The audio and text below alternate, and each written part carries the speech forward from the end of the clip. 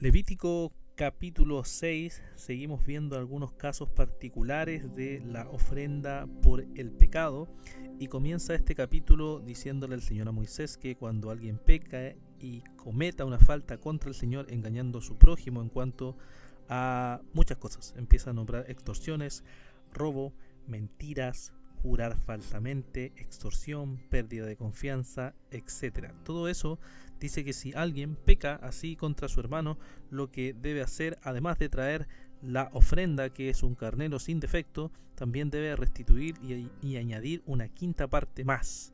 Le dice en el versículo 5. Este es un caso particular. Si un hermano entonces engaña a su prójimo, debe traer el sacrificio y además restaurar las cosas que había dañado. Luego del versículo 8 hacia adelante vemos que está el sacerdote y los sacrificios. El Señor empieza a decirle cuál es la ley del holocausto y cómo debe siempre permanecer el fuego sobre el altar. Nos dice de noche hasta la mañana, y el fuego del altar debe mantenerse encendido en él. Vemos entonces cómo esto era algo muy importante, mantener cada día el fuego encendido en esta ofrenda del holocausto. También vemos en el verso 14 que nos dice esta la ley de la ofrenda de cereal, y habla de cómo los hijos de Aarón se presentan delante del Señor, hacen el sacrificio, y luego esta ofrenda, que es aroma agradable al Señor, se puede también comerse de parte de los sacerdotes, o pueden comer lo que quede de parte de los sacerdotes. El Señor describe entonces todo esto, y en el verso 20 nos dice también que esta es la ofrenda que Aarón y sus hijos han de ofrecer al Señor el día de su unción. Habla también de la 10ª parte de la efa y todo lo que se debe ofrecer al Señor, y luego quemar lo que es quemado para el Señor, y señala que esta ofrenda en el verso 23, así que toda ofrenda de cereal del sacerdote será totalmente quemada, no se comerá. En este caso, esta ofrenda no se podía comer. Luego en el verso 24 y 25 dice: entonces el Señor habló a Moisés, di a Aarón y a sus hijos, esta es la ley de la ofrenda por el pecado. La ofrenda por el pecado será ofrecida delante del Señor en el mismo lugar donde el holocausto es ofrecido. Es cosa santísima, y aquí sí se podía, cierto, comer. Dice: se comerá en un lugar santo, en el atrio de la tienda de reunión. Describe todo el sacrificio que es común de lo que hemos estado viendo que tiene que hacer el sacerdote, y termina este capítulo diciéndonos: pero no se comerá de ninguna ofrenda por el pecado cuya sangre se haya traído a la tienda de la reunión para hacer expiación en el lugar santo, en el fuego será quemada. ¿Qué podemos, hermanos, meditar de este capítulo número 6 del libro de Levítico? Lo primero que podemos meditar es que uno de los pecados del pueblo, por el cual el pueblo tenía que hacer expiación contra este pecado, era que no se debía engañar al prójimo. Jesús nos enseñó que los seguidores de él no debemos hacer el mal al prójimo, sino que debemos amarlo, ¿cierto? El primer y más importante mandamiento: amar a Dios con todo tu ser y amar al prójimo.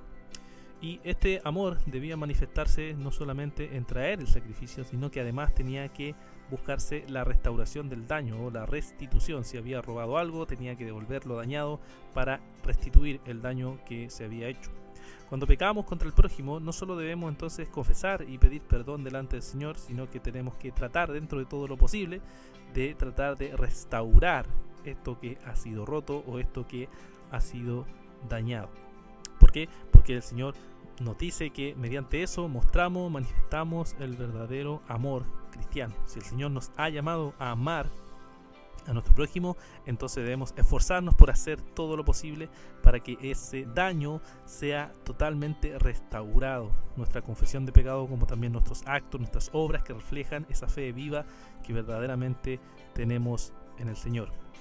Otra de las cosas que podemos meditar es que una de las cosas que hay aquí que tenían que hacer los sacerdotes, entre muchas cosas que tenían que hacer, era también mantener siempre el fuego encendido.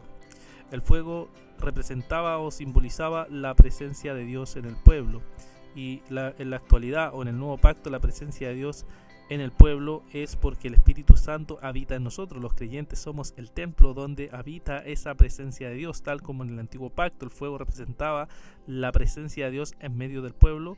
Ahora sabemos que esa presencia está en nosotros, y por eso que Pablo nos llama a que no tenemos que apagar el Espíritu, sino que debemos mantener el Espíritu siempre con fuego encendido delante de la presencia de Dios.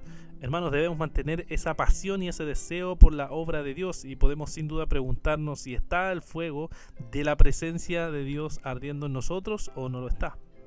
También podemos meditar en que nosotros debemos amar al prójimo tal como nos manda la Escritura. Pero si nos ponemos a reflexionar, ciertamente no siempre amamos al prójimo como la Escritura nos demanda, ni tampoco no siempre mantenemos el fuego como deberíamos mantenerlos delante de la presencia de Dios, sino que pecamos, y podemos ver a través de la Escritura también cuando eso sucede, cuando la iglesia se desvía, cuando el pecado nos domina y cuando por distintas razones de dejar que nuestras vidas espirituales se descuiden, finalmente terminan dañando nuestra vida espiritual, la obra de Cristo y todo lo que está a nuestro alrededor.